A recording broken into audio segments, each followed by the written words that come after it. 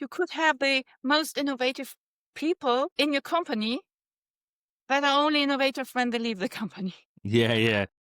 Because your rigid rules and structure won't allow them to be innovative within the company. Learn from those impacts. And Yes. anti-fragile organizations not only learn from those impacts, but they use that to train their muscles to become stronger, more capable. Assume you have an employee with a good idea. How hard is it for this employee to explore these ideas further, to get resources, to try things out? If it's not that easy, like a one-click buy on Amazon, you have a problem.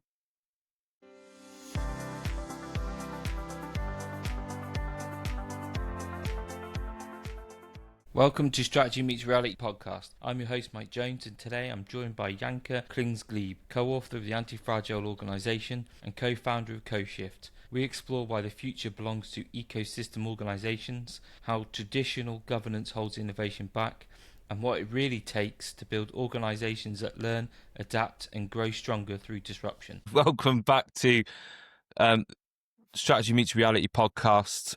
It's great to be joined by Janka Krings-Klebe. It's great to have you on the show. Yeah, so thank you for joining me. Yeah, thanks a lot for having me. Just for our listeners, do you mind giving a bit of background about yourself and context about what you've been up to lately? I founded my own company about 7 years ago. That's CoShift. And what we do is we are kind of personal trainers for organizations and for executives to help them to transform their organizations. So we're working with individuals as well as teams.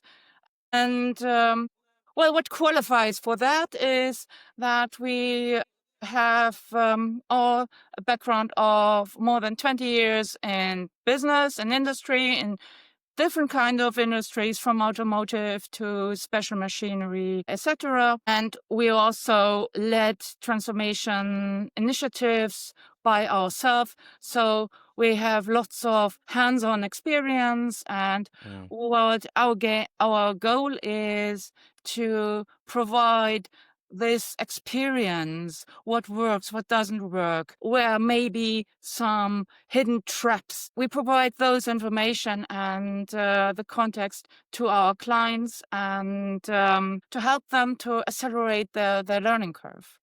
And nice. beside that, we do trainings, executive trainings, as well as giving lectures for master classes. Yeah, that all culminates in a new book we wrote, The Antifragile Organizations, from Hierarchies to Ecosystems. And that is exactly that one. And it's a result from many clients and students asking us, where can we dive deeper into these topics? And we didn't find a book that covers it all. And so the demand was getting higher and higher. So we decided, okay, we need to write that by ourselves. Yeah, I think that's great because I'm seeing it as well as a thirst for alternative views, I reckon, about how organisations should and could exist and be created, rather than sort of the traditional view that we've always had, which is quite mechanistic. The organisation is a machine.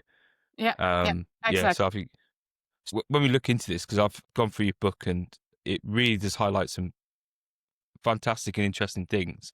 But when someone says to you, well, Janka, what is a antifragile organization? What do you say? That's quite easy. It's an organization that learns from all those surprises that happen in the market and that come from outside. So learning from all the threats, all the surprises, or the internal failures you did, or the success you have.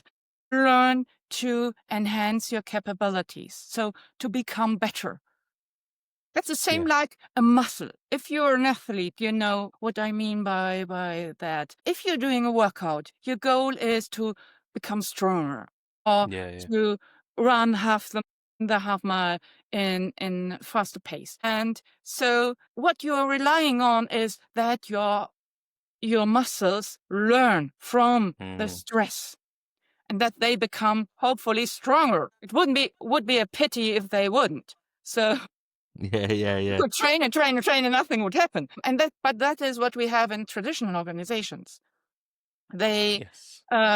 they are facing threats, surprises from the market, changes, and all what they are doing is trying to cope with it somehow and then get back to normal. They Yes. don't learn from those impacts. And Yes. anti-fragile organizations not only learn from those impacts, but they use that to train their muscles to become stronger, more capable. And that's biggest strength of them. Yeah, I like that analogy of training your body or muscles, because an athlete, when they're trying to train, they don't just do the same thing Yeah. all the time, because they're just not going to get any results. They're just going to be very good at doing one thing. Where actually an athlete's really in tune to their body. They're Yeah. really in tune to what it needs, how it needs to be fueled. It's in tune to the actual metrics of how the body's actually working, rather than, probably you'd argue, in organisations, they're just attuned to what people are saying on the KPIs. But athletes also are really in tune to their competitors and what they're doing. What's the demand of the course that they're going to go through? What are the options? So yeah, I really like that analogy to think about a learning organisation, anti-fragile organisation. So what? Sorry, you was going to say? Please go ahead. Oh yeah, I was going to say. So what is the challenge then for organisations going from this sort of traditional view into embracing a more anti-fragile learning organisation? Okay. Well, there are several challenges, and it strongly depends on where you currently are. So it's not the same journey for each and every company. It's really quite different. It depends on where you are. So if you're in a business where you were facing very strictly on optimizing your internal processes and value chains and working on efficiency to become more and more efficient, then the hardest part would be to work on your business processes to allow for innovation, for example, to allow for different kind of value creation, because sometimes those companies are really trapped in an efficiency trap.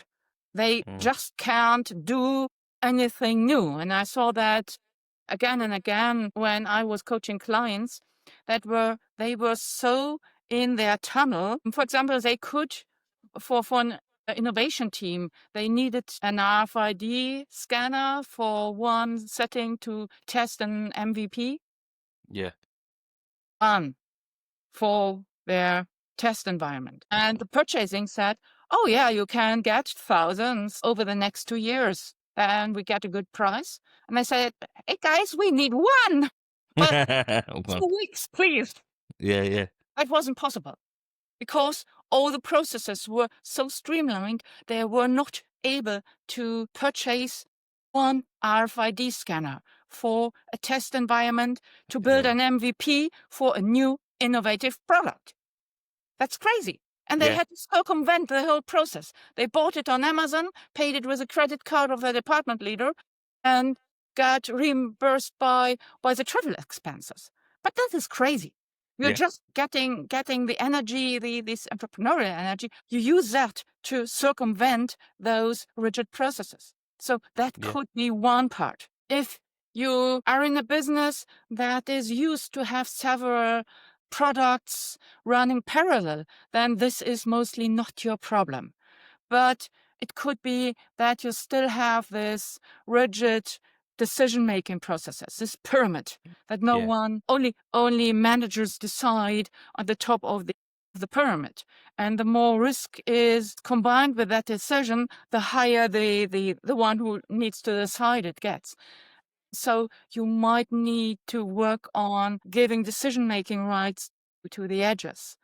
And Others need to start maybe with some cultural issues because they have a really bad culture regarding failure acceptance. Others don't even listen to their customers. So there are different starting points.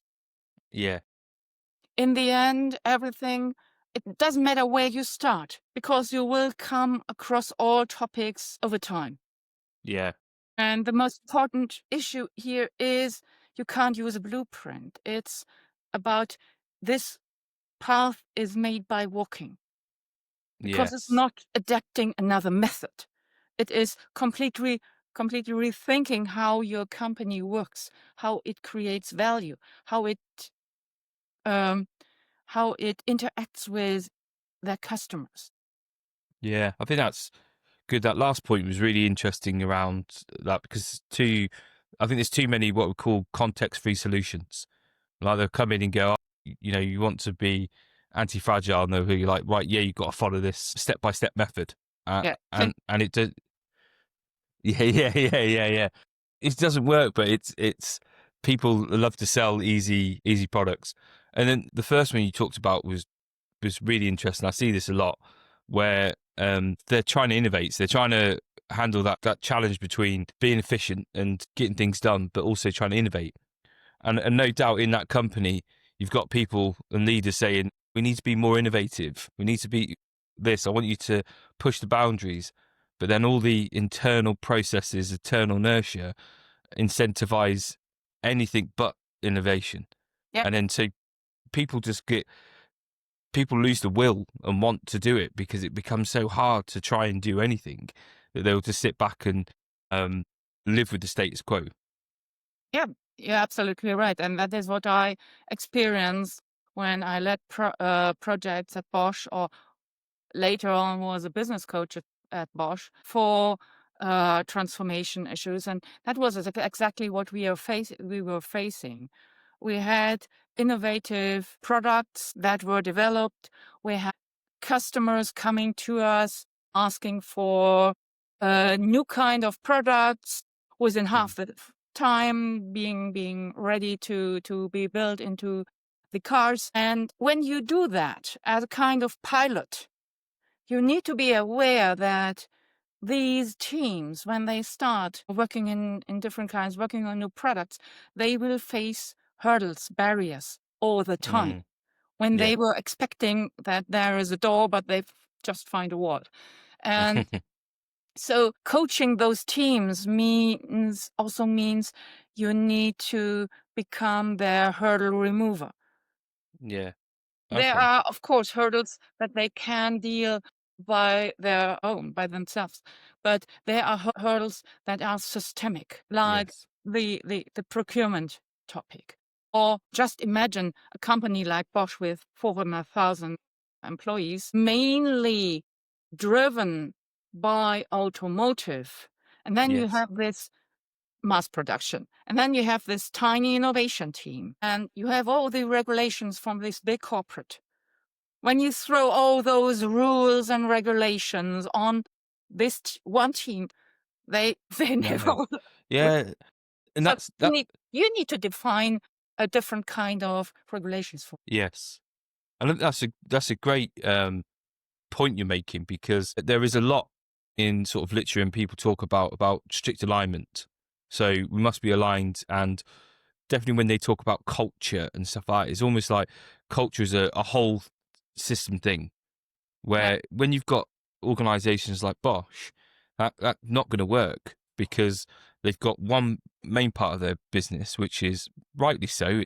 It's there for manufacturing. It's there for efficiency. It's to get, minimal errors, products out the door quickly as possible. But then you've got this other element that's is the future looking, is the innovation piece. Errors are a thing of practice. They want errors. They want failure. They want to rapid change, and the two just don't work together. They can't work together. But we try and treat them all as one entity, and wonder why then we suffocate the one element that is going to help us innovate and get to the future.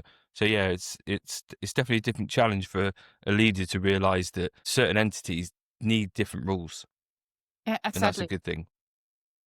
Bosch also recognized that. So they defined a kind of basic rule set for those early or starting entities.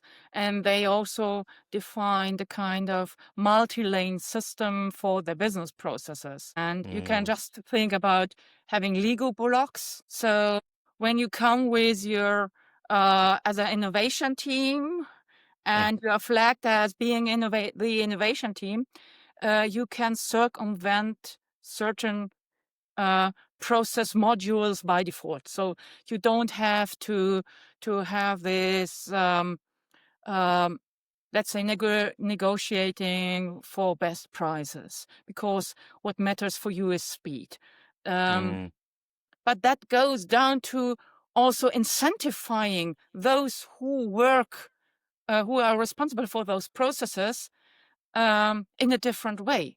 Because if you incentivize those employees in the purchasing department that they need to negotiate 5% bonus, and then there comes this innovation team that doesn't have to have this negotiation, then that will be negative for your incentives. So you need to incentivize them in a different way. So maybe the pace you have. So it all comes down to having the governance system of the organization built to not only accept those innovative teams, but to change completely the mindset or how the organization work. Because alignment doesn't mean that everyone needs to walk into the same direction with the same tools. Alignment can also be coherence. Can also be being aligned to a certain purpose, but going different ways. So, and this allows to also diversify your governance framework, so that you are able to have always teams or entities that are in a, let's say, startup phase, some that are close to market entry, some that are quite mature with a well-established product, and some that are, well, whether they reinvent their or have a follow-up invention for their product, or they are going to phase out. Yeah, and that's good. I like the term coherence. It makes more sense in this sort of environment about coherence, that it's not chaos. People are coherent towards a common purpose, like you said. But I also like the fact that you mentioned around changing the governance and incentives to make it work, and that's what we want to see. We want to see organisations that will look at it and go, well, this is what we're trying to get. What do we need to do structurally? So that's governance, policies, processes, to help emerge that behaviour. But what you tend to see is people just go, oh, it's all about a mindset. It's all behavioural. And they just focus on the behavioural element, probably produce some values, tell people to be more innovative, or fail fast and all this stuff. But then they're not changing the structure in which their people work in, which will not emerge that behaviour that they want, so that they won't be congruent with each other. So it's good that you're highlighting the fact about the intricacies of the structure of the organisation for that. Yeah, exactly. The problem is, if your system is kind of still alignment through control, and you ask those teams to be innovative, think outside the box, but you still have this controlling in place, and they can even decide on. They always need to go up the hierarchy to get a decision. Then you're slowing things down. And next topic is opportunities in the market. They usually don't show up when it's time for the business plan. Yeah. So they come along by surprise at any time in the year, unless when you still have this rigid budget planning cycles for a year, what would you do? Come again next year, try again next year, won't be the solution, because then other competitors may have stepped in, or the opportunity is just gone. Yes. And honestly, annual budget planning cycle is not a natural law. Yeah, yeah. It was okay when the markets behaved slower. They moved on slower. But now you can't, if you still stick on this 1 year planning, you are losing because you can't act on opportunities that come up within the year. Yes. And that's a good point with the same with strategy. Strategy is a 1 year event, or we plan for 5 years, and then the budget all comes in with that as well. But it's almost like we treat finance and we treat strategy as an output, a product, rather than not a way of being. And strategy is a way of being, and you need to constantly sense and understand what's happening, what changes, what threats, what's opportunities, and protect your ability to act and respond to those changes. But if you're constrained so much by finance, then you can have people that can spot all these opportunities, but if they've got no resources to will towards it, then you're going to miss that opportunity. So how would you suggest organizations look at finance? And also, are there organizations that do this really well? Yeah, of course. So regarding budget planning cycles, as I said, not a law of nature that this has to be annually. That is a relict from the second industrial revolution, where this was made with pen and paper. You had to do this manually because you didn't have a computer. The effort was so high that it was only done annually. Yeah. Oh, yeah. You That makes can sense. do that in a much shorter cycle. And of course, there are companies that already recognized that the annual budget planning slows them down. And a good example, for example, is high. Oh, yeah. Yeah. They just started 2 years ago, roughly 2 years ago, and they switched from annual budget planning to a 90-day cycle. Oh, okay. That's interesting.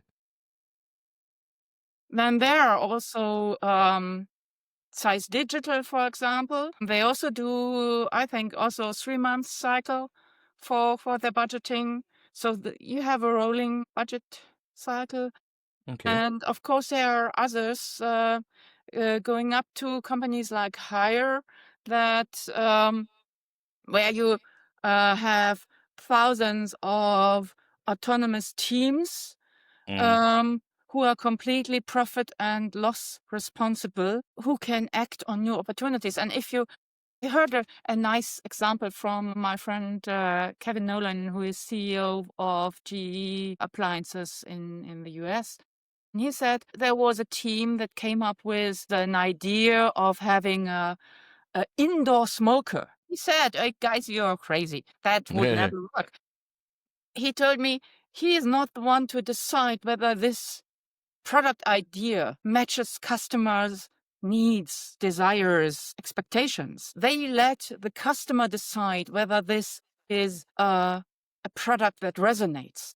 And so they get a kind of, like you would say in a startup accelerator, they get a kind of venture capital. They can test out their idea and let's see whether the market responds to it in a positive way or not. And if it misses to match the market demands, then, well, yeah, you have learned a lot. Yeah.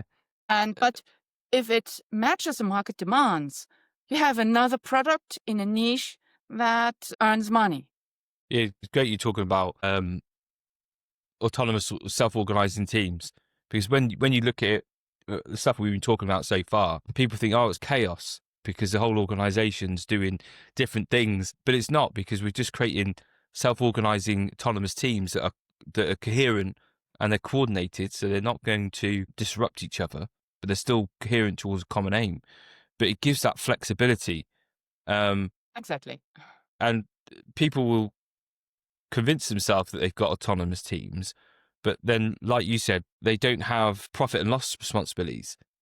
So they have none of the resources to be autonomous, but actually when you said they had all the profit and loss things, they had all the resources that they needed to and the decision rights, then they could be flexible and test these things out without creating chaos. Yeah, exactly. I would agree. Yes, you get chaos when you don't have accountability. Yes. Yeah. You can't give the decision rights to a team, but not holding them accountable for the outcomes.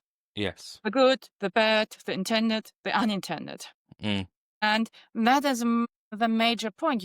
If you give them the rights, the autonomy, you also need to say, okay, you own the decisions and you own the outcomes.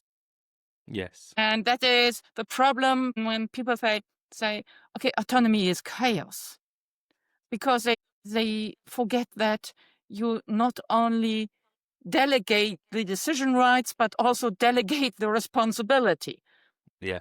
And unless you do that, I agree it would end in chaos. Yeah. But it works when you give them the rights and the responsibility. And there are so many companies showing for decades that this works. So Morningstar, for example, Morningstar Tomatoes in California, Yes. Yeah. they don't have any manager. And they are really doing well. And they have just several rules. And one of them is keep your commitments.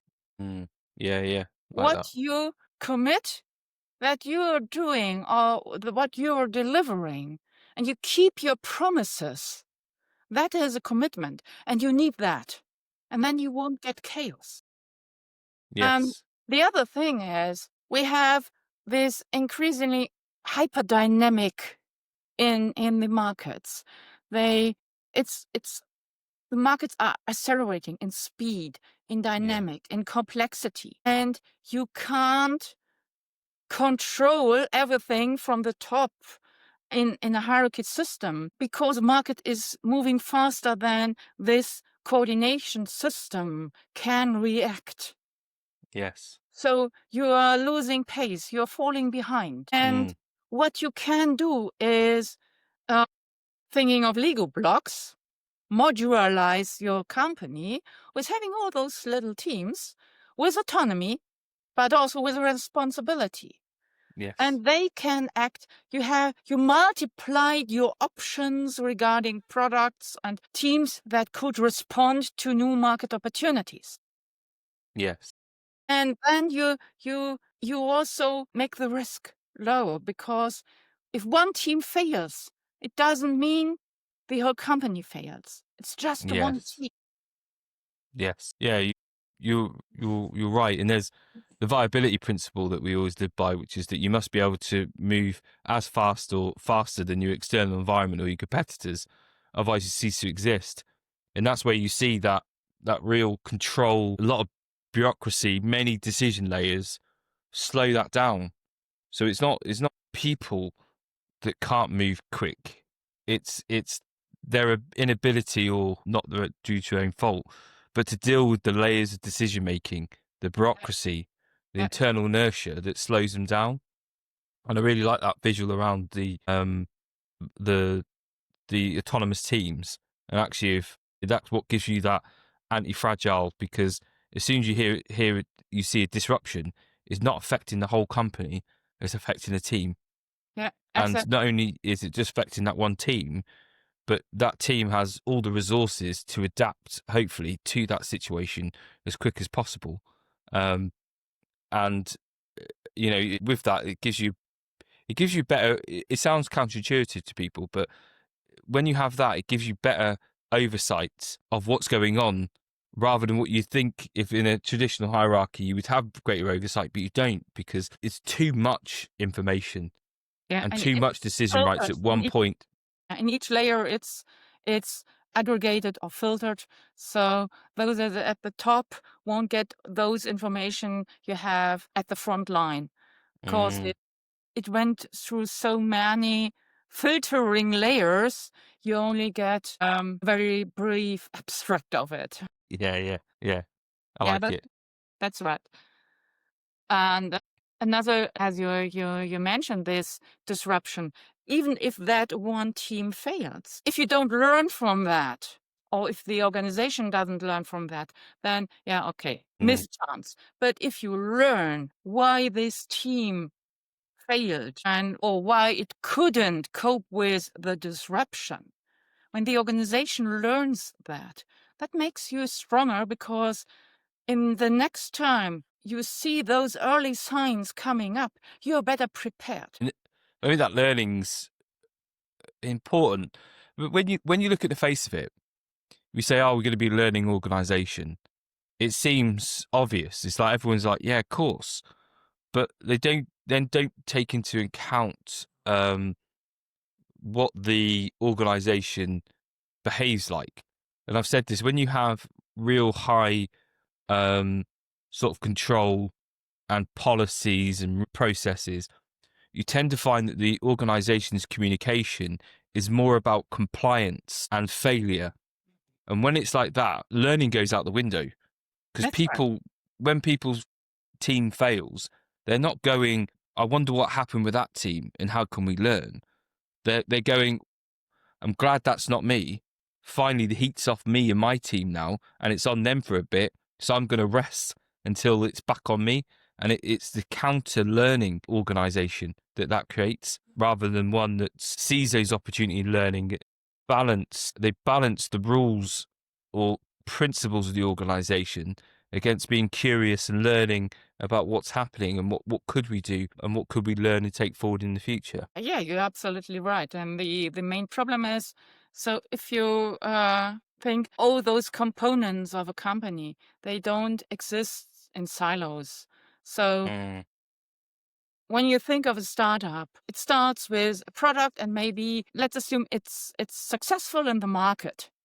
So the first topic after knowing what is my business model, what is my product, who's my customer, is that you design the value stream. Yeah. And for designing the value stream, you need to think of, okay, what capabilities do we need to produce this product? What resources do we need? What processes do we need? How do we organize? So what should be first, you think, when you have a strategy from how to bring your business model to life, is how do we organize that? And that's a governance. And from that, you should derive the processes, the structure, so hierarchy or anything else, and also what kind of capability you need, and on. And in fact, what you usually do today is, because everyone thinks hierarchy is the state to go to, is that you say, okay, we need to organize in a hierarchy. Yeah. And then we need somehow organize the rest around it.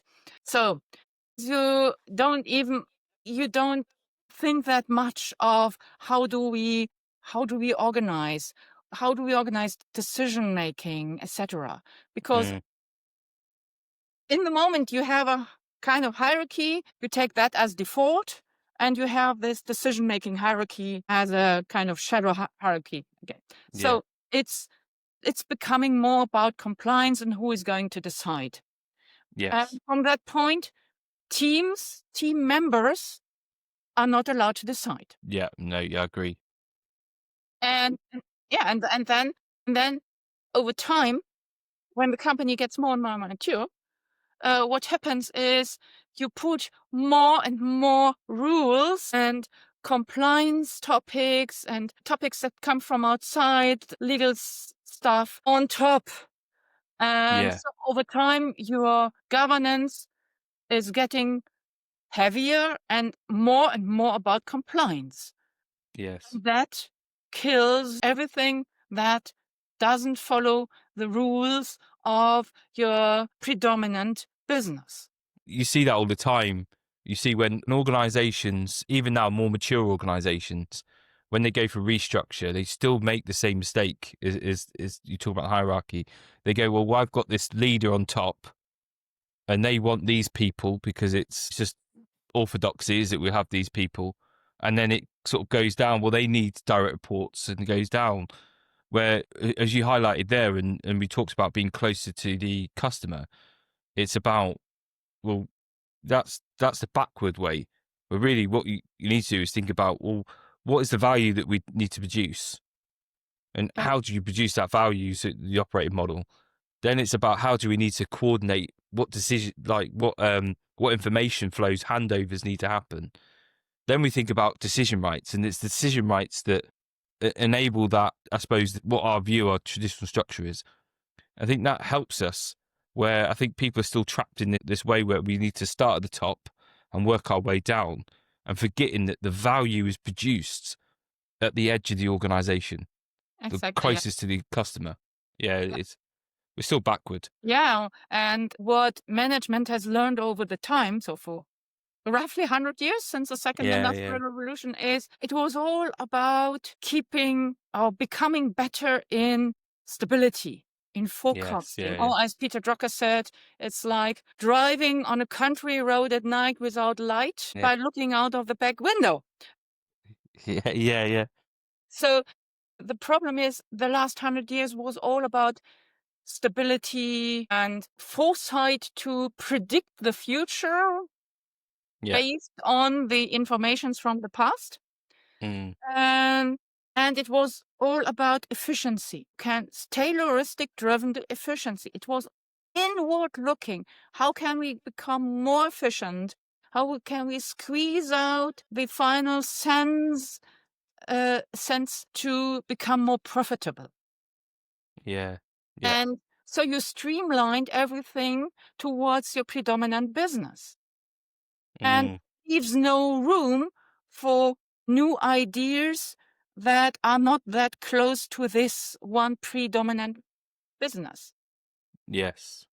And by always looking inside, we forgot to look outside. What's happening outside the company?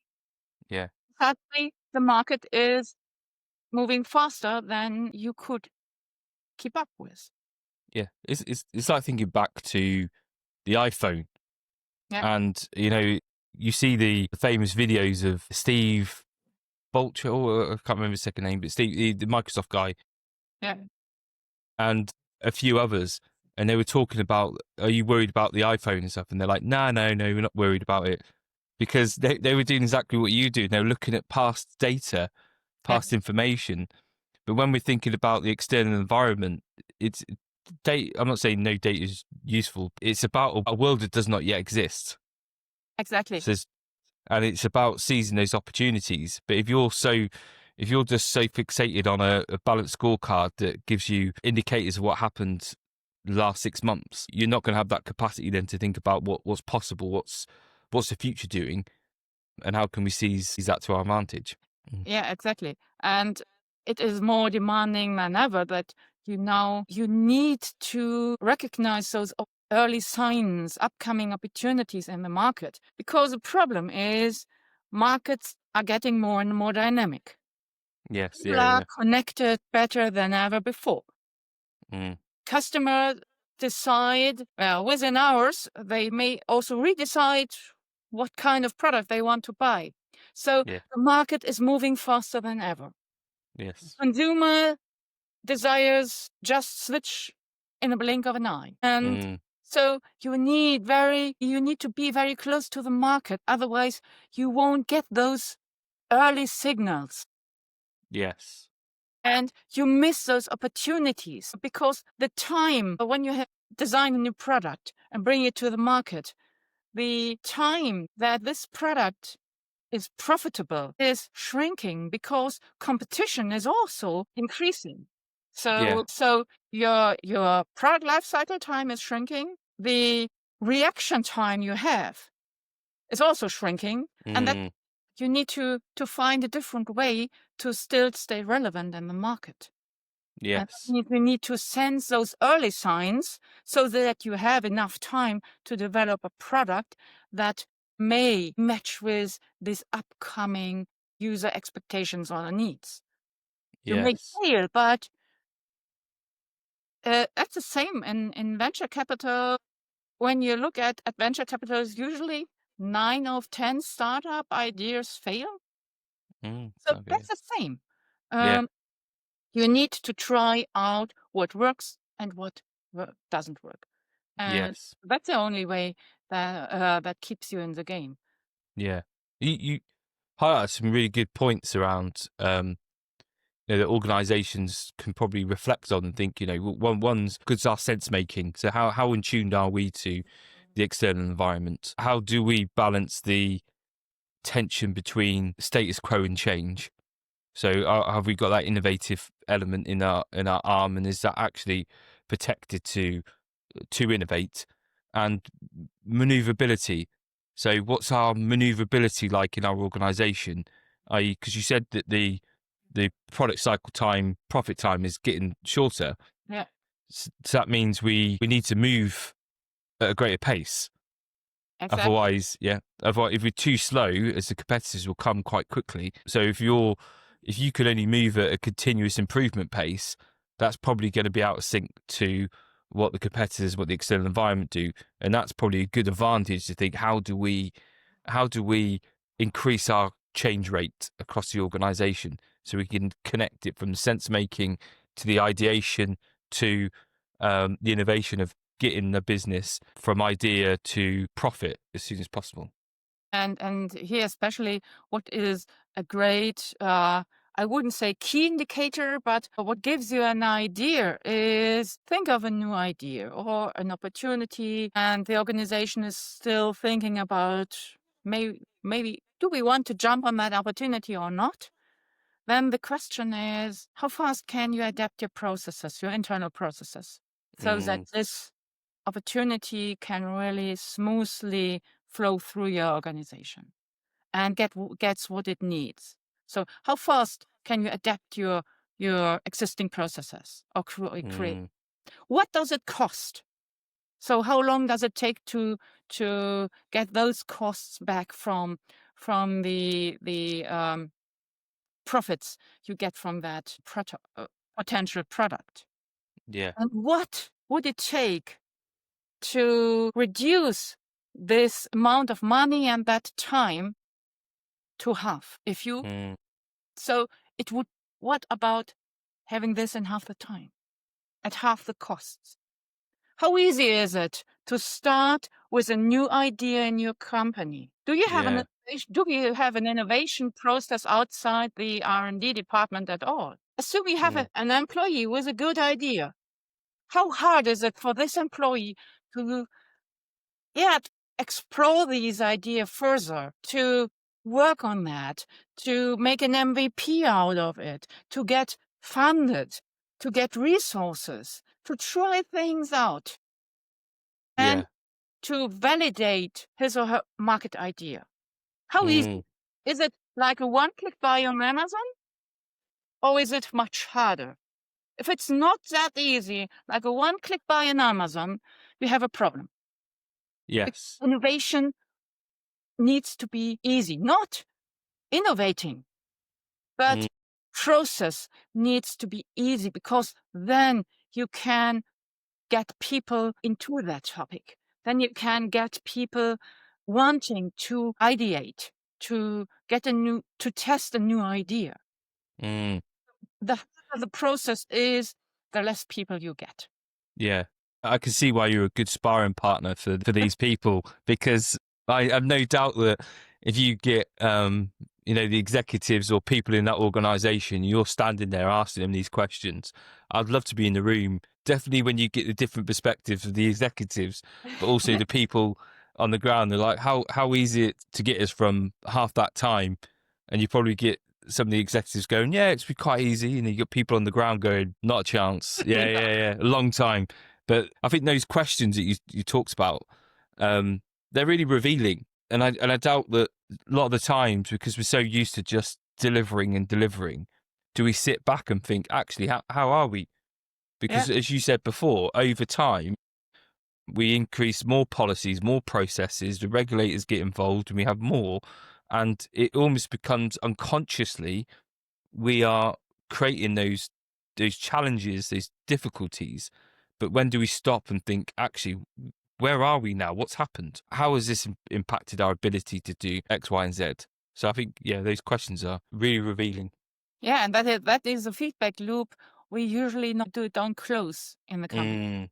We don't reflect on our governance, we don't reflect on our processes, and that leads to this bureaucracy. We always we add on top, but there are still processes that are not valid for any other stuff. And I experienced that at Bosch myself when I worked for this special machinery division. We found out that those, I think it was 97 rules for purchasing for the corporate, and because we were producing special machinery assembly lines, automated assembly lines for mass production. And that is not comparable to, let's say, a driller or a diesel injection pump that you produce, I don't know, hundreds within an hour. Yeah. So from all these 97 regulations, only 5 were applicable for us. No. Yeah. So you see, the dominant business is always ruling the processes. We don't think of modularizing them. No. And that is holding us back. Yes, and I agree. And sometimes it's, and correct me wrong from your experience, but sometimes you have got the physical barriers like the governance and stuff like this. Yeah. But then we, over time, internally create our own constraints and barriers because we just feel that we're so constrained, then our belief is, we can't do that. How can you not do that? And there's not reality to it. It's just, they've just learned over time that why bother? Yeah, exactly. Because it's too hard. People adapt. So you can be an innovative person and, let's say, being really creative in, I don't know, building your garden and house a garden, or what else, and then entering the company and completely losing that ability, because as humans we are very good in sensing in what kind of culture we're in at the moment in a certain context. And when we learn that we are not allowed to decide whether we can buy a pencil or not, then we adapt. We always adapt to the culture. And culture is nothing that you just put on a wall in the entry hall. It is what you experience day by day. Yeah. What is allowed, what is incentivized, and what is sanctionized. Yes. Am I allowed to decide certain things or not? How do people interact with each other? How is the tone they talk to each other? What is a management doing? How do they act?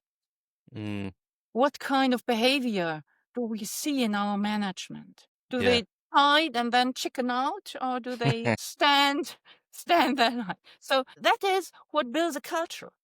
Yes. What you experience on a daily basis. So you could have the most innovative people in your company that are only innovative when they leave the company. Yeah. Because your rigid rules and structure won't allow them to be innovative within the company. Because, let's say, you're not accepting any failures, then people won't try things because the risk is too high. It would maybe end their career.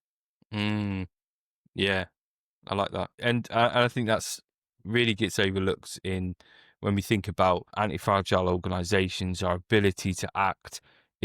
We need to move away from just this idea that it's behavioral, that I can just tell people to be more innovative, like you said, think outside the box.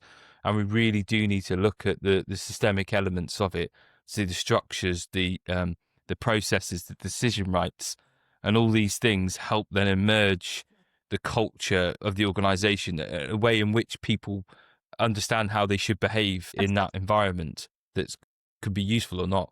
That's really... In the past, we trained people that alignment means uniformity. Yeah. But alignment is more about unity. We need to be sure to move into the same direction or towards a certain shared goal or purpose. But we should allow to take different routes. No, yeah, exactly. I agree. That coherence. That's a great point for people to think about. But it's been fantastic having you on. I've really enjoyed the idea of what you're talking about, the anti-fragile, and more so for me because a lot of times when people talk about anti-fragile organizations, they talk about this stuff. It's very much just a checklist or just a behavioral mindset thing, where you really explore the more systemic elements of how in your context as a leader you can apply this stuff. And it's not it's not just do this, this, and this. It's more a way of how to think about these. I think that's really good. So I appreciate that. Before we go though, is there anything you would like to lead the listeners to think about from this episode? Oh yeah. I would end with a kind of provocative statement. Oh, nice. And when we look outside, I would say to the markets, I would say, yeah, welcome to the Cambrian explosion of business. We're in an era where ecosystems outlive empires and fast learners eat the well-planned. So I think the future isn't built, it's grown. Everything can evolve and it will evolve. Everything that can't evolve will die. Antifragile organizations feed on the explosion of options. Governance becomes guidance. Ecosystems become lifelines. And strategy becomes survival of the most adaptive. Yeah, I like that. I just reiterate, I just love the idea about the optionalities of keeping those options alive. And we've seen increasingly around more complex environments, processes aren't the key. It's principles, it's guidelines to help thinking. So that's really good. Like I said before, I could imagine what it's like to be an executive getting in the ring with you. I bet it's a hell of a journey, but by the time round 12 comes, it's been insightful. And I've really enjoyed this conversation. So please, Janka, thank you very much for joining me today. Thanks a lot, and I really enjoyed our conversation. Cool, thank you. And for the listeners, if you enjoyed this episode, please like, share to people you know that may enjoy this as well. I'll put the link to the Antifragile Organizational book from Janka and a colleague. And I hope you enjoy it as much as I do. So I'll see you next time. Take care.